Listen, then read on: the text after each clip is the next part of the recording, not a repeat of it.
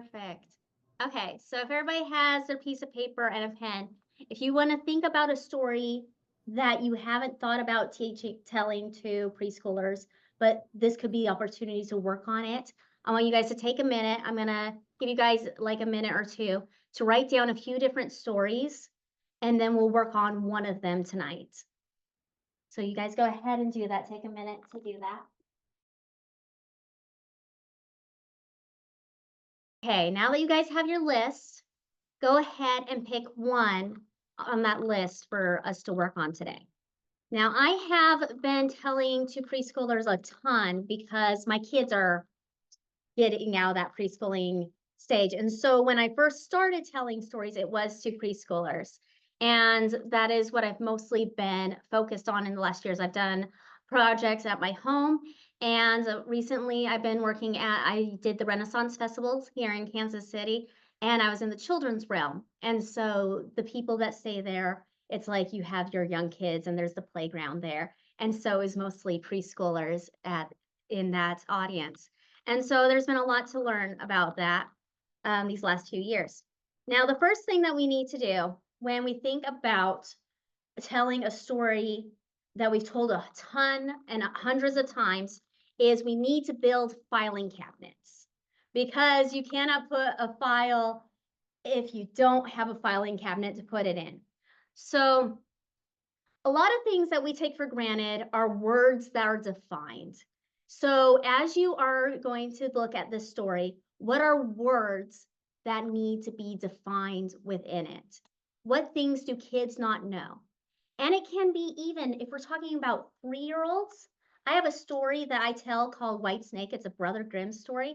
And when I tell it to 3-year-olds, there's ravens in it. And I go, oh, raven, a big black bird. Because unless they're my kids who have a mom who loves birds and now they know all the birds, they haven't been taught all the different names to birds yet at 3 years old. And so even words like that are good to be defined. So if you guys want to take a moment and to think for a minute, take a minute to define words that you think that the children need to know. Because if you're not, they're going to get bored. They're not going to listen. If you don't know what someone's saying, you zone out. So there is an example that I wanted to do with that about building filing cabinets. When I was doing the Renaissance Festival, I told a story about a tailor. And so I started that story with, I bet I can say something true about everybody in this room. Do you guys think I can say something true about everybody in this room? Everybody here is wearing clothes. Look around, everybody's wearing clothes. And like the kids love that. And you just go, oh, and if they're wearing clothes, then somebody made them.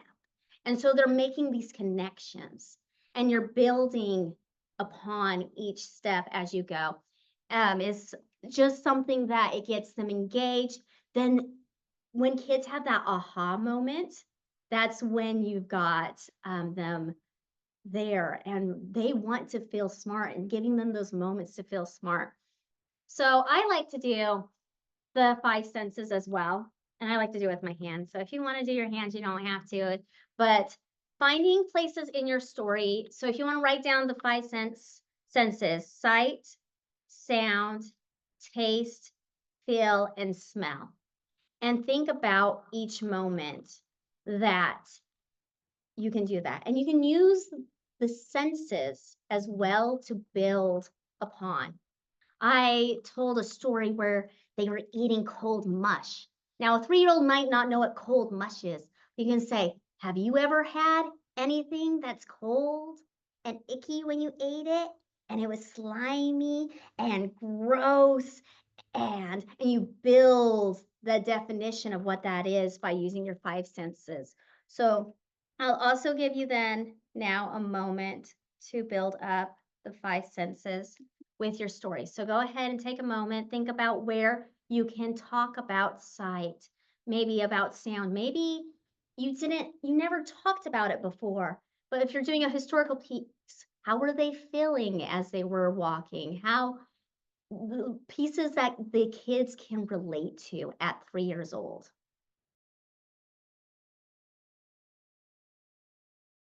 I'm going to stop you guys there. You guys can continue as I'm talking to write things down. So we're gonna go through them all. And so with each one of the senses that you have, you can also visually show it. So with sound, creating the sounds actually. Kids love to be a part of the story, especially at that age. So having it where my husband tells a story about spooks and about being spooky. And it's about a gremlin who's being spooky and he's trying to learn how to be spooky. And so he goes to different monsters and they teach him how to be spooky. And he's like, and the ghost tells him to go, ooh, and he learns about the ooze. He's like, and if you're doing it correctly, you'll hear it echoed back from the audience. And so he goes, ooh, and then the kids all, ooh, back to him. And it gives that moment of connection with the teller and the kids because kids like to listen with their whole bodies. They don't detach their heads from their bodies. They don't quite have that map in their head about like creating a world on their own. They want to listen and they want to participate with their whole body. With taste and smell, which you can't quite, give everybody a piece of candy in the audience. I find that doing a little bit of mime work helps keep little kids. So like, oh, it's salty. Oh, it's gross. It's like you like keeping that engagement and be like, oh, how does your face look when you eat something nasty? Can you show me? And like having the kids do it with you is a fantastic way to engage them. Or it's like, oh, you ate your favorite thing. How do you feel? Can you show me with your face? Or like even like if you hear something, you can like show them where the sound's coming from or bringing an instrument. I like to also, with 3-year-olds, always bring it back to something that they know. The kids need to have something that they know so that they can put what you're telling them in that place. So it's like with the Taylor story, talks about what's their favorite clothing that they have. Do you have a favorite piece of clothing? What color is it? What texture is it? What does that look like? You can also bring in visuals. The one thing that is a problem with visuals is they need to speak. They speak. So if I had this out the whole time, if I put it on my desk the whole time I was talking, it might, with adults, we can kind of tune it out. But kids are like, what is that?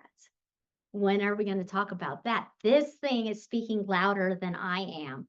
So if you bring a visual, make sure that the visual is working for you in the moment that you have it out. And as soon as that moment is over, it needs to hide, or before you have it out, before you have that moment, it needs to be away because otherwise it's going to speak louder than you are. That I learned the hard way. It's just kids will always be like, what is that? And I do a lot of participation. I like to have the kids tell me what animal is about to happen, what's about to happen. And I always will get a kid who's like, but what's that? What's that? I'm like, oh, we'll get to it. But what is it? And that derails the whole story. You have to bring it back on track, and that it takes up more energy than you got to prepare and make sure that you have things that guide them. So with that in mind, kids like to be involved. They want to be actually a part of it. They're listening with their whole body. They want to be in the story. They want to be a part of it. And so I do a lot of repetition. So even if it's a repetition with how I say things could be a way. So with the 3 little pigs, with telling to 3-year-olds, building the filing cabinet with the hay, you go, oh, hay is like grass. Have you ever broken grass before? You picked it up. Is that hard or easy? And then doing that with each like with each material. Oh, a stick. Have you played with sticks before? Have you broken a stick before? Was that hard or easy? Is it light or heavy? To get that ready for, oh, it could be broken. It could be, have you played with a brick before or felt a brick on a house? It's like a rock. It's hard. And so the questions I ask are repetition. So by the time, because when you first start asking questions, they're going to be a little bit timid. But by the time I'm asking the third question, they're like, oh, I know this. I'm ready for this question because you've asked this question several times. You've said this thing several times. And so same with if you're going to do a story and there's a journey, to have them walk. And you don't have to have them walk with your feet. They can walk with their hands or with a rhythm in their lap, or clapping. But I find I like to do little hand, little this. It's like, oh, and then are they fast? Are they slow? And then like have them act the animal without using their feet, unless you want to have them get up and move. But that's a whole other thing because then they might run around and that sort of thing. So repetition and rhythm. So I'm going to have you guys take a moment to think about where you could do repetition and rhythm. Either it can be an actual object that's repeated, or it could be how you say something or how something is introduced. So I'll give you guys a moment to look at that. With the five senses and with the repetition and rhythm, if anybody wants to share any insights or have any questions at this time. I will ask you, Yeah. I do work with the pre-K, when you're throwing out questions to them, what you're likely to get back is not an answer to that question, but a story that they want to tell you. How do you deal with that? Oh, I get really excited because they're excited to tell me. I go, that's fantastic. Right now, I need to be able to tell my story. How about afterwards you come and tell me? And I want to, I never dismiss their story. I always, I find a break in, because sometimes it's just a lot of words at you. I find a quick break and I go, that's so exciting. I'm glad that you're a storyteller too. And because that is a fantastic, because then they're excited. They don't feel like they were shut down. I never want to shut down a kid. But then I have had kids come up to me afterwards and then tell me, or they just forget that they had a whole bunch of things to tell. My questions that I have, well, actually, I'll get into that in a second, but I usually try to make sure I'm ready for the questions I ask need to be such that I'm ready for whatever answer they give me. Whatever answer they give me, I need to be able to say, you're right. And I'm going to get into that a little bit more. So I'm going to get into a thing now called organic storytelling, which is coined by my mentor, Dr. Gail Herman. And organic storytelling is letting the kids help you tell the story. So with organic storytelling, because with little kids, it's all improv. They're going to do a ton of different things. They're going to want to get on stage with you. They're going to want to participate. They're going to want to ask a million questions, and you need to be ready for those things and be okay with it because that's a part of it. It's messy, it's fun, it's organic. And so a little bit less of the organic storytelling and more of just, I've had my kids being part of my audience is really hard because they're very comfortable with me.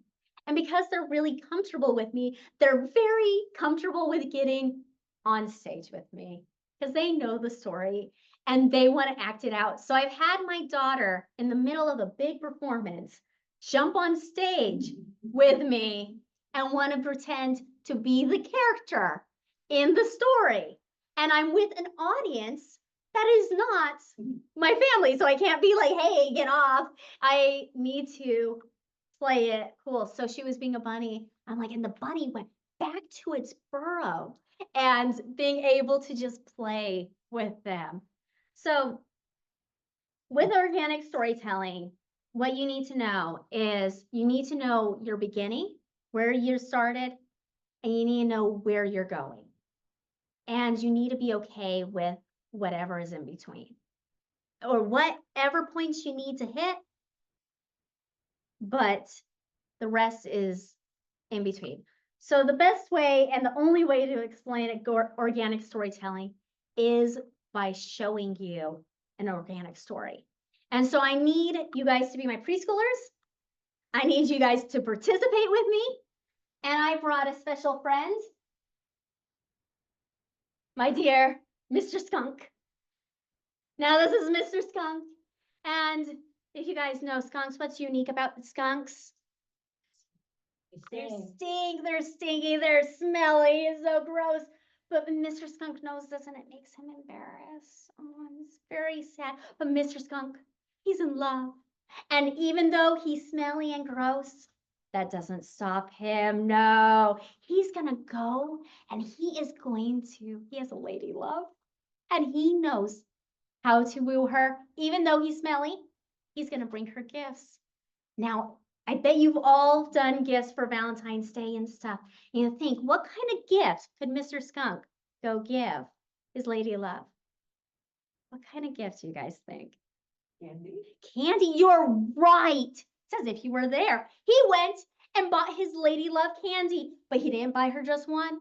He didn't buy her two. He didn't buy her 3 or 4. He bought her 100 boxes of chocolate. And he stacked them up. He brought them on over, put her in front of the door, knock, knock, knock, ran away. And when she opened up her door, all those boxes of chocolates fell on her. And she had to eat her way out. And when you have a lot of chocolate, what happens? You get sick. And she was very sick, so sick she had to call in from work the next day. But Mr. Skunk didn't know. And so he went out to get her another gift. What other gifts do you think that he could get her?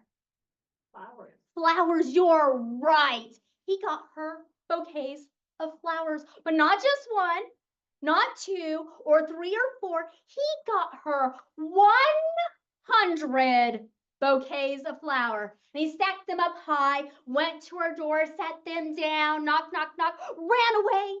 And when she opened up the flowers, opened up the door, all those flowers fell down on top of her. She didn't have enough vases to put them in. She had to open up a flower shop. She had so many flowers. Now, but Mr. Skunk didn't know. It was a lot of work for her, but Mr. Skunk didn't know. And so he went off to go get her another present. And when he went out, what kind of gift do you think Mr. Skunk went and got her? Her pony. Perfume. You're right.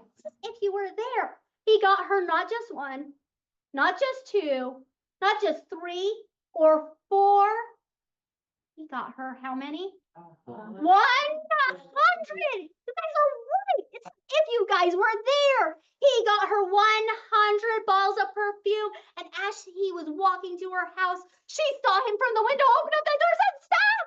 No more. Yes. You know what, Mr. Skunk?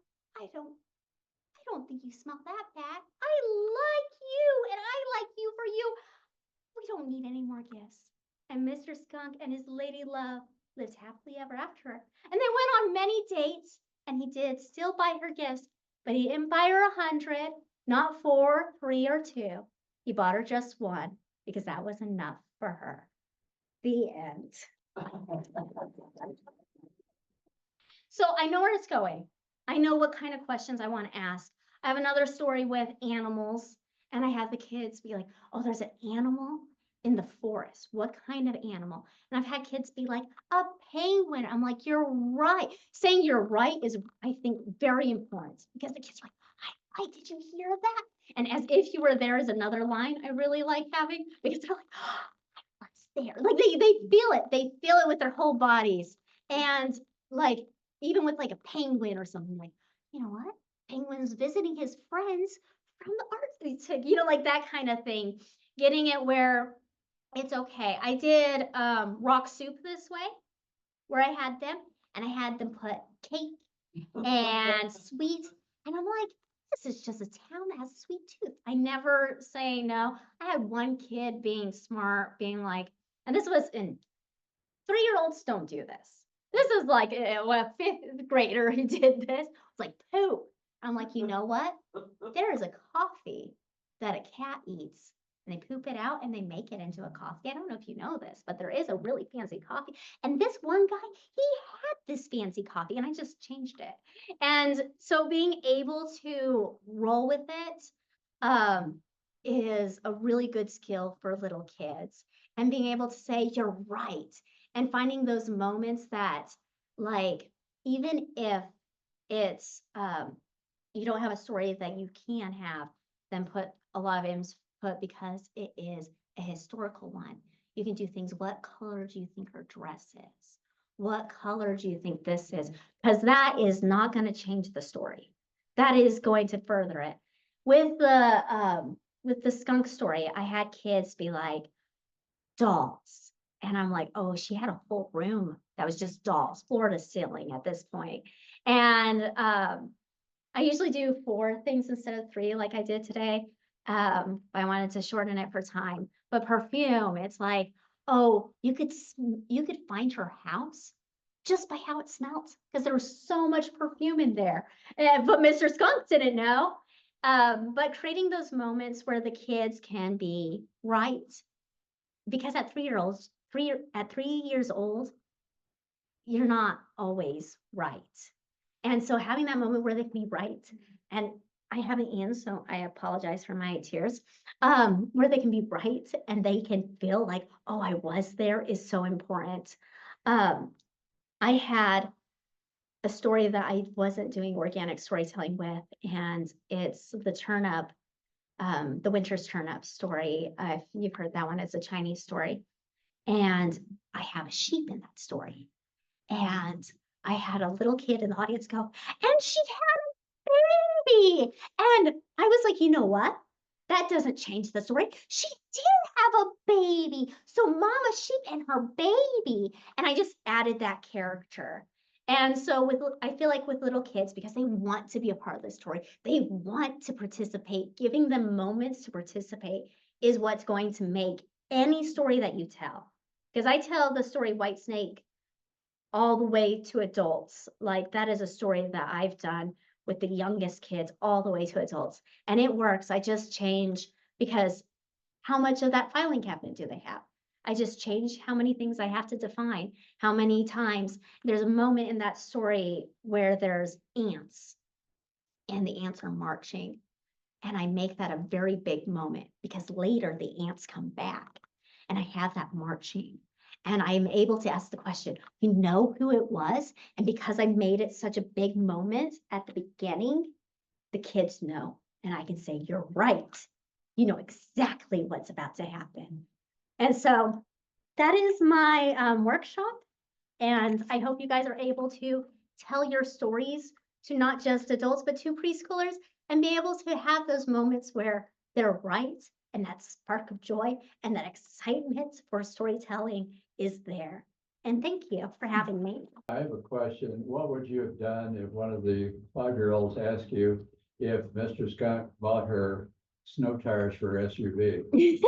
Repeat the question, please. So what would I do if Mr. Skunk bought her snow tires for SUV? You know, the idea, Mr. Skunk really wants his lady love to be safe this winter.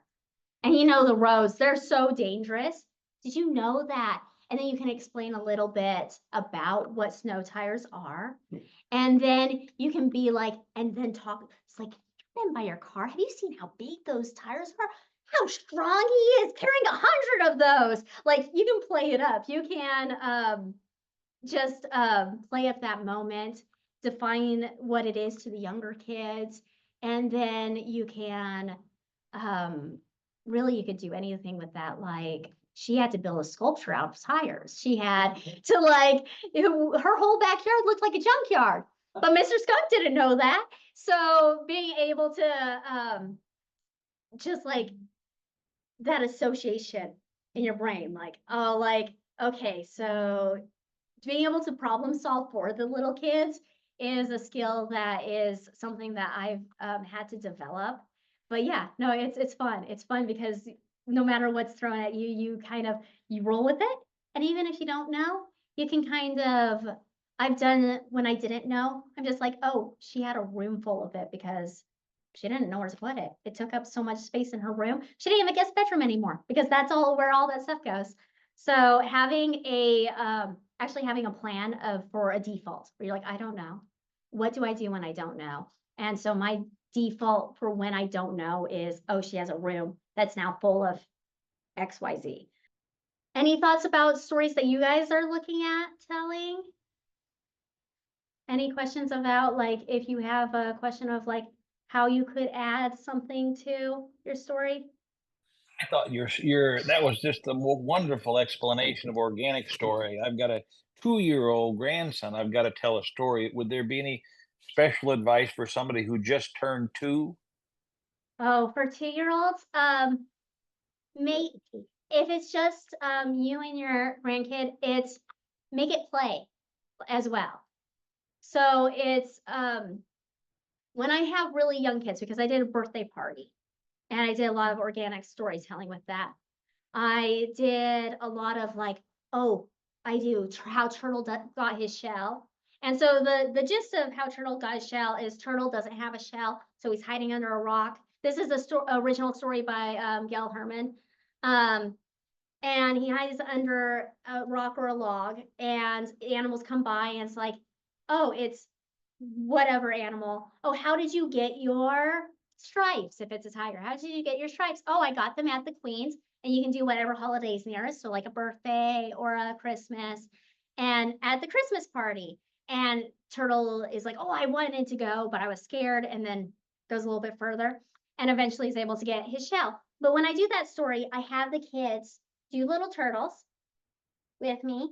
And so I have them do like the big shell. And then I'm like, well, this turtle doesn't have a shell. And it goes flat. And so having them do stuff with their hands and play, maybe even having toys and that sort of thing. But it had with 2-year-olds, they're gonna be moving. And especially if they're in a comfortable situation, like a grandkid, they're gonna be very much moving around. And so then it just becomes play. It just becomes you're telling a story, but you're telling it more with like a play as you're playing. You're like, oh, let's do this, let's do that. Oh, let's pretend we're climbing. Oh, that toy that you're holding because you were distracted by that toy. It is now a part of the story. And so you can you just like let it become play when it's that young. Oh, I said thank you very much. Those are really good points.